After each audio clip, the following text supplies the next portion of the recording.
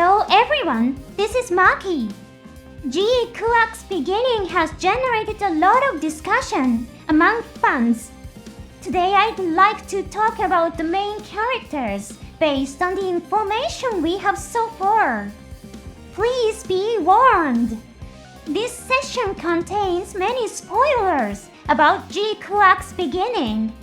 If you prefer to enjoy the story without prior knowledge, please watch the movie before tuning into this program. Are you ready? Let's dive into the discussion of the main characters. The story of GQuuuuuuX is set in the Universal Century. It unfolds in a timeline where Charles Neville successfully steals Gundam and its related technologies, leading the Principality of Sion to victory over the Earth's Federation forces. Knowing this, many fans may ask, where is Amore? As one of the most iconic figures of the Universal Century, along with Charles Neville, Amore's presence is a point of curiosity for many. In works that explore historical what-ifs, it's common for characters who originally existed to be absent. However, it's very possible that Amore exists in the world of GQuuuuuuX. Although his screen time is very limited, Ray, Amore's father, makes an appearance. His role is so brief and minor that some viewers may even miss him. When watching the movie, keep an eye out for Ray during the Side 7 scenes. Meanwhile, Char, who has stolen the Gundam, shows exceptional piloting skills. It's only natural that he is more skilled than the civilian Amuro. In this story, Amuro accidentally causes the Zaku's nuclear engine to explode, damaging the space colony. This event causes people, including Ray, to be thrown into space. In contrast, Char avoids such mistakes and successfully completes his mission without causing significant damage to the colony. Also, in the original first Gundam story, Sion soldier Jin launches indiscriminate attacks, resulting in the deaths of many civilians. Whether this was Jin's intention or not remains unclear. Jin is portrayed as an inexperienced recruit, and it's likely that it was just a simple mistake. Char, on the other hand, destroys only military facilities and weapons with precision and speed. Under these circumstances, the likelihood of Amuro surviving as a civilian remains extremely high.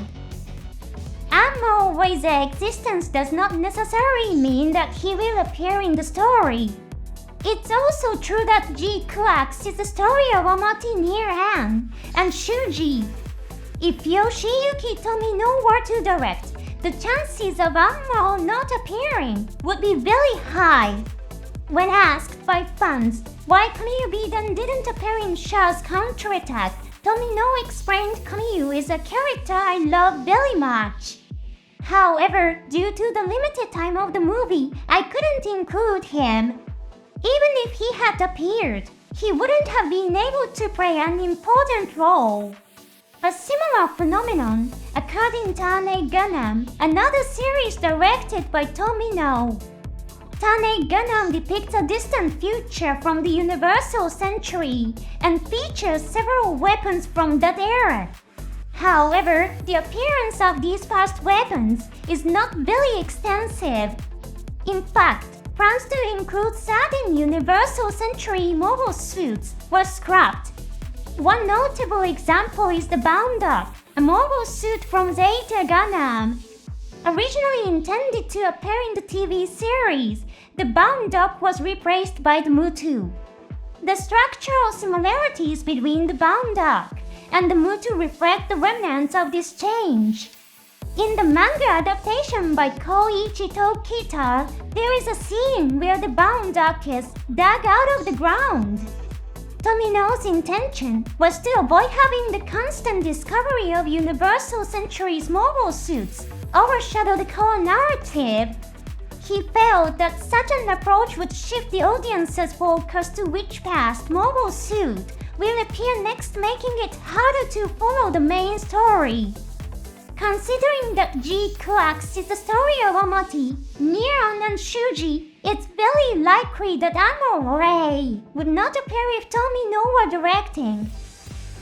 So what choices did Kazuya Tsurumaki, the director of GQuuuuuuX, make?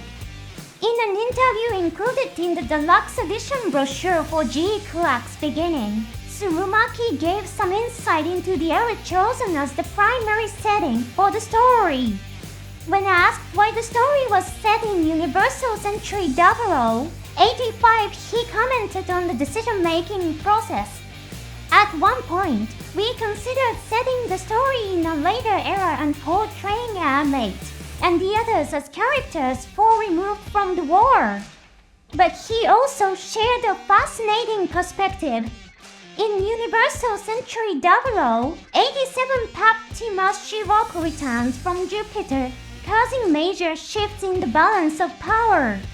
While we could have ignored Shiroko's existence, since this is fiction, we chose not to. Tsurumaki also expressed a desire to create an alternate history of the Universal Century. It seems that the team behind GQuuuuuuX approached the project with the philosophy of respecting the basic world of the Universal Century, while creating the story of GQuuuuuuX. This makes Amore's presence incredibly meaningful, not only to the fans, but also to the production team. The deluxe book could also include an episode about Hideaki Anno, who was involved as a screenwriter. Tsurumaki recalled that as a starting point for creating the story of GQuuuuuuX beginning, he asked Anno to create a simple plot depicting a world where the Zeon forces were victorious. What Anno delivered, however, was a script so intricate and dense that it could support an entire movie.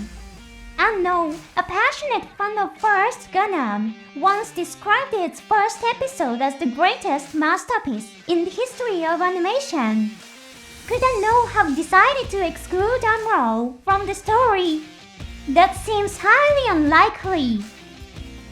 Now, from this point on, please note that what I share will include my personal speculations and interpretations. I believe that elements related to Amore have already appeared in GQuuuuuuX beginning. That element is HARO. HARO is a robot created by Amuro. I understand the counter-argument you might make. HARO was created by Sun, a toy company in the Universal Century. Although Amuro modified HARO, it was originally a commercial product. A civilian company capitalized on the fact that the hero Amore owned this pet robot and used it as a slogan to market the product, which became a massive hit. This is indeed an official setting, announced by Mr. Koichi Inoue of Sunrise during the production of Gundam Formula 91. However, it's worth noting that materials released during the release of the original TV series described HARO as a pet robot created by Amuro himself. This was reflected in resources such as the 1980 Gundam Super Encyclopedia and even on the official website as late as 2006. There's a reason I bring up this example. GQuuuuuuX deliberately incorporates elements from the early concepts of First Gundam. Take, for example, the Kikeroga mobile armor piloted by Charles Bull. In the TV anime, this mobile armor was called Bro. Kikeroga was originally a concept created by Tomino during the early production stages of the anime. It was intended to be a powerful mobile suit piloted by Charles Bull, tasked with defending Zeon's lunar base, a Grenadier standing in the way of the protagonists. However, due to the show's declining popularity and early cancellation, Kikeroga never appeared. But in GQuuuuuuX, Kikeroga makes his long-awaited debut.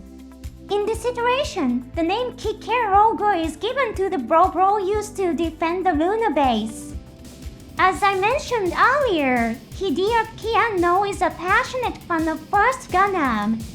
He even participated in the design competition for the new Gundam featured in Char's country tag. However, Anno's submission for the design of the new Gundam was essentially the design of the original Gundam, as is.